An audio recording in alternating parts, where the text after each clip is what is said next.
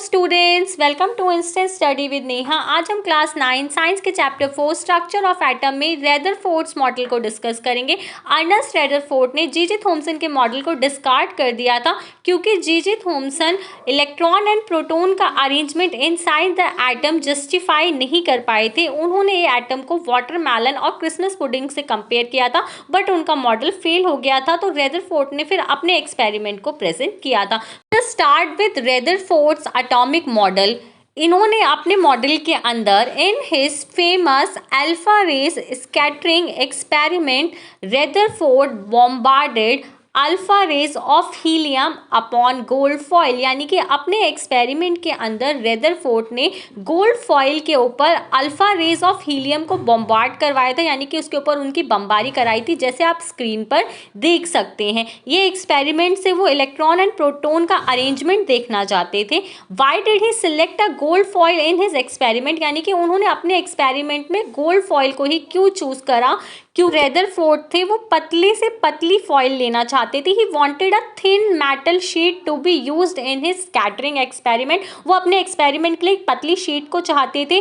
Gold is the most malleable metal known, यानी कि gold एक ऐसा मेटल होता है जो मैलिएबल होता है, यानी कि which can be beaten and easily converted into sheets, जिसको आप पीट कर हैमर से आप उसको पतली पतली शीट्स के अंदर कन्वर्ट कर सकते हो। तो इससे एक पतली शीट आसानी से बन सकती थी। And this foil was about thousands atom thick, यानी कि जो उन्होंने शीट बनाई थी गोल्ड फॉइल वो 1000 एटम के बराबर थिक थी। दैट्स वाई उन्होंने गोल्ड को चुना अपने एक्सपेरिमेंट के लिए। इसके बाद उन्होंने क्या कराया, जो हीलियम के अल्फा पार्टिकल्स थे उन्होंने उसको बॉम्बार्ड करवाया। तो इन्होंने लिखा कि जो alpha particles are doubly charged helium ions, यानी कि जितने भी अल्फा पार्टिकल्स होते हैं वो डबली चार्ज्ड हीलियम आयंस होते हैं, यानी कि उसमें डबल चार्ज होता है। और आपको पता ही है जो हीलियम है वो एक इनर्ट गैस होती है क्योंकि इसका आउटर मोस्ट शेल क्या होता है, कंप्लीटली फिल्ड होता है। Since they have a mass of 4u, इसका मास कितना होता है 4u, क्योंकि इसका 2 एटॉमिक नंबर होता है तो इसका एटॉमिक मास कितना होता है 4u होता है। And the fast moving alpha particle have a considerable amount of energy, जो हीलियम के अल्फा पार्टिकल्स होते हैं उनके अंदर अच्छी खासी अमाउंट ऑफ एनर्जी आपको देखने को मिलती है, यानी कि इनफ अमाउंट ऑफ एनर्जी देखने को मिलती है, जिसकी वजह से ही यूज अल्फा पार्टिकल्स।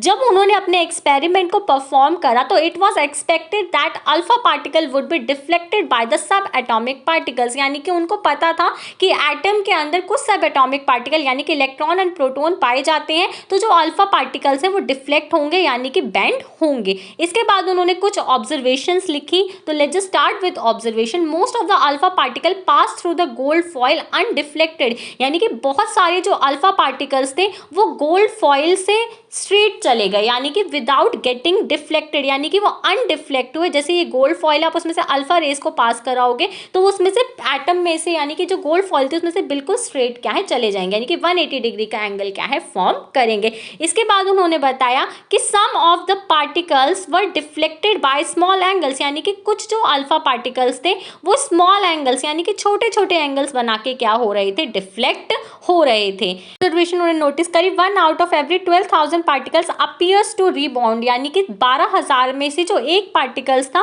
वो रीबाउंड हो रहा था, यानी कि टकरा के वापस आ रहा था। जैसे ये गोल्ड फॉइल है उस पर अल्फा पार्टिकल न्यूक्लियस से टकराएगा तो वो बिल्कुल ही क्या है पलटकर वापस आ जाएगा, इसी को बोला जाता है अपीयर्स टू रीबाउंड। तो अपने एक्सपेरिमेंट में ये 3 ऑब्जर्वेशंस देखने को मिली थी। So that's all for today. If you have any doubt let me know in the comment section. For more such videos please subscribe my channel and thanks for watching.